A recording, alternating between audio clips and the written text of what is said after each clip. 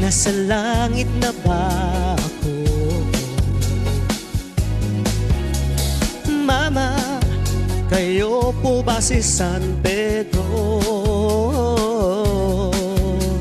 Okay lang sa'kin kung ako'y deadball na, basta ikaw ang lagi kong kasama. Kaya ale, nasa langit na ba ako?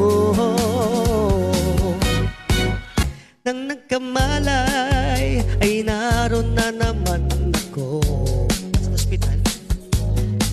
Inasikaso ng pili ng doktor kung utol ko. Bigla-bigla na lang bagong nurse na. Tinanong ko muna siya kung may asawa na siya. Ang sabi niya wala, ang puso ko'y biglang natuwa.